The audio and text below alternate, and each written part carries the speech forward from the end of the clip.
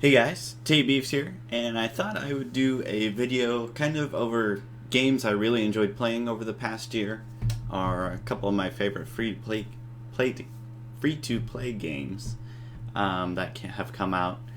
Um, so yeah, I'm just gonna start here. So Bastion, a little indie game, and I think has been recently released for the PS4.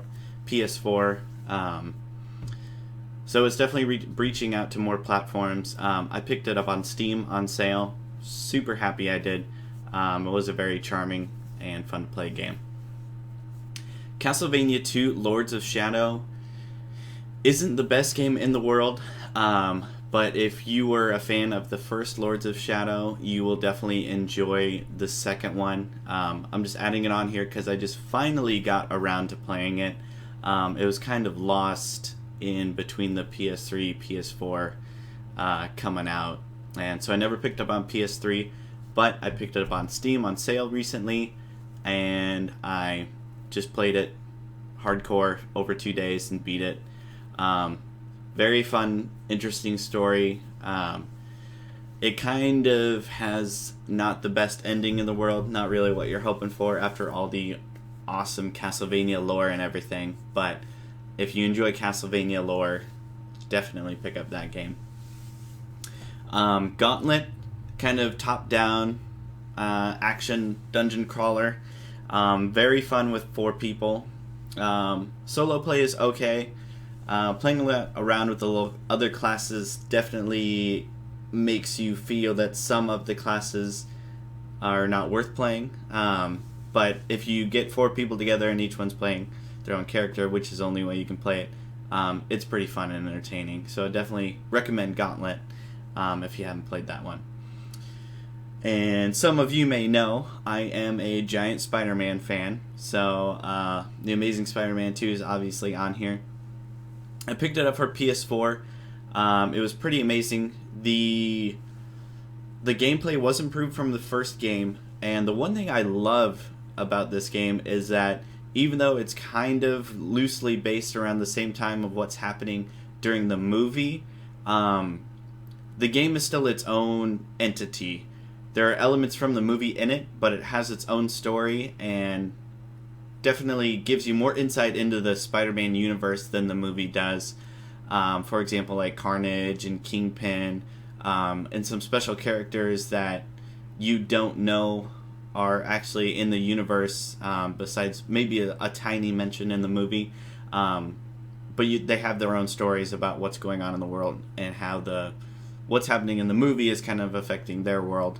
And also, the collectibles in the game allow you to unlock actual Spider-Man comics that you can go to the comic book store and read. And the reader in-game actually works very well, so you get to enjoy reading some of your classic Spider-Man comics if you're into that sort of thing, like I am. A surprising love for this game was Rogue Legacy.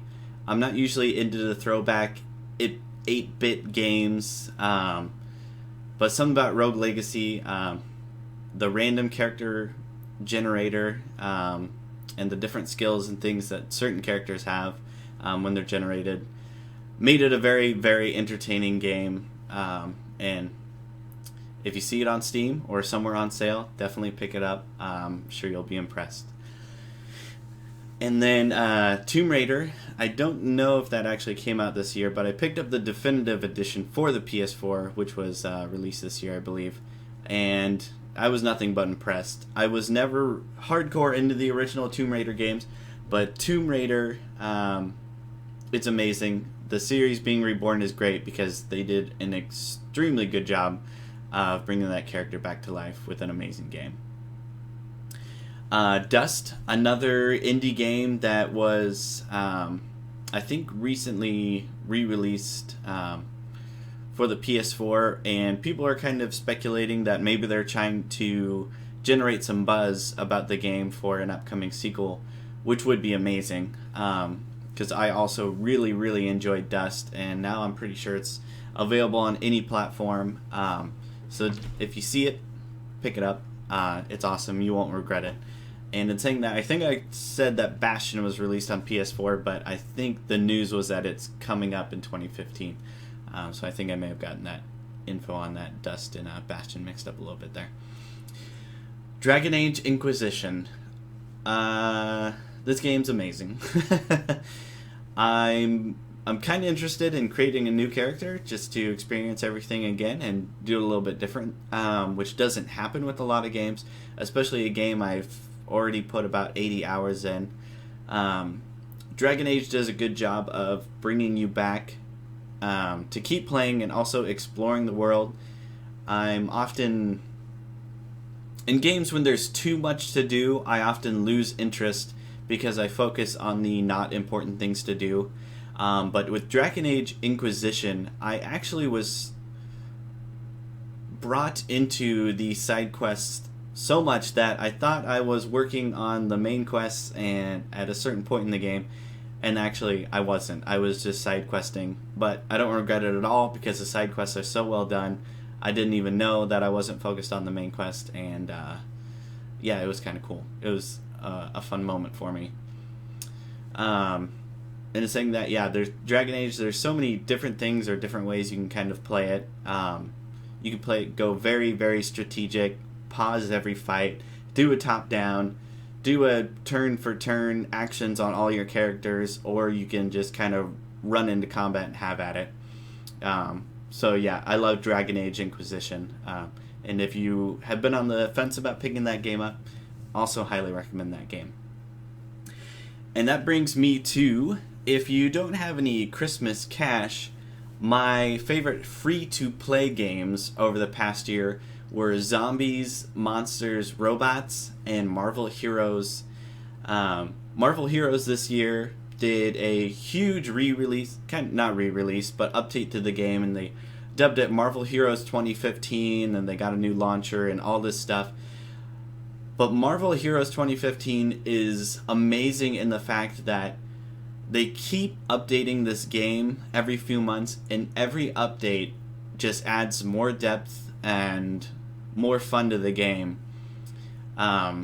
There's runes, there's companions, there's all kinds of characters and stuff to unlock, and since it's free to play, you don't ever feel pressured into having to spend money, but the game is so good that you actually kind of want to spend money on it. And it's one of those things where everything can be free if you spend enough time, but at the same time, it's fun and you want to play these new characters and you don't feel bad about spending the money on a character that you really want to play. At least I didn't, because the game is so well done.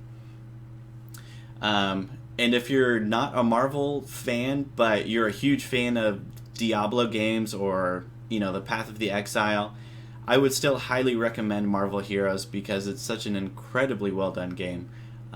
You'd be doing yourself a disservice of not playing it just because it's Marvel and you might not really know much about comic book characters or care for them. It's just a very, very, very good game.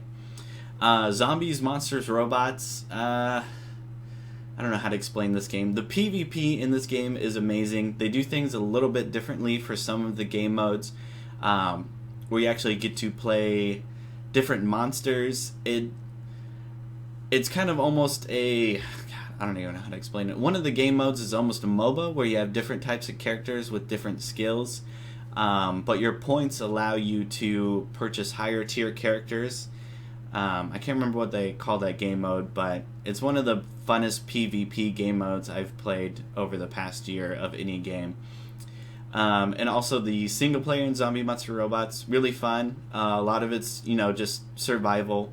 You and a few other people will have waves of enemies coming at you from different spots, and if you get enough points or in-game cash, I can't remember what they call it, you can unlock during different areas of the map while you're playing it, so your team can kind of move around and strategize and collect, you know, different upgrades and stuff. And yeah, so Zombie Monsters Robots, like I said, it's free to play. And if you're looking for like a third-person shooter that's just mindless fun, Zombies Monsters Robots is the game for you. And in saying all that, those are games that just came to mind when I thought these are games that I enjoyed playing over the previous year. There's one game that stands above the rest, and you've probably figured it out if you're looking at the images here. Shadows of Mordor is Tay-Beeve's Game of the Year. I absolutely love Shadow of Mordor. I also enjoyed the trophies. I'm not an achievement junkie by any sense of the word, but Shadow of Mordor, I wanted to get every trophy because it was a fun to play game, and the trophies gave you something to do. I don't know how to explain that, but in most games, say for example like Assassin's Creed Black Flag, you'd be sailing around for hours and hours and hours just to collect all the chests, which gave you no real reward except the trophy. And in Shadow of Mordor, even if one of the achievements was to kill, I don't know, 20 dudes, for example, it wouldn't be mindless just killing 20 dudes, because the game is so fun to play that you're like, yeah, I'm going to kill 20 dudes and get this achievement, which that's a really bad example, but I can't remember what the achievements are offhand. But they made you think about the gameplay mechanics in some instances. For example, there's one where you have to free, I think, like 20 slaves or something in under 2 minutes. And it's definitely a bit of a challenge because you have to find out, where there is a higher population of slaves, and you have to do it while mounted. And it was just a really fun achievement to get because it was gameplay that was a little bit different experience from the rest of the game, because you didn't necessarily ever have to do that for the story itself. And saying that, I platinumed the game probably about 40 hours, and for me, an action game like this, 40 hours is amazing. It's 40 hours has kind of always been the sweet spot for me. I think a really good game should always be about 40 hours. If it's something I want to invest that much time in, then that's perfect for me. Really looking forward to the DLC that was supposed to be released this year. I've noticed on the game screen, Lords of the Hunt, it says it's available to download, but then it's locked. So I'm thinking at some point they're obviously going to release it, take that lock off, and it'll be ready for people to download pretty easily if you already have purchased a season pass. Yeah, I hope that gives you guys some ideas to play if you see these games on sale on Steam or on the PlayStation Store or the Xbox Store or anything. Yeah, and I hope you guys don't miss out on these titles. So thanks for watching.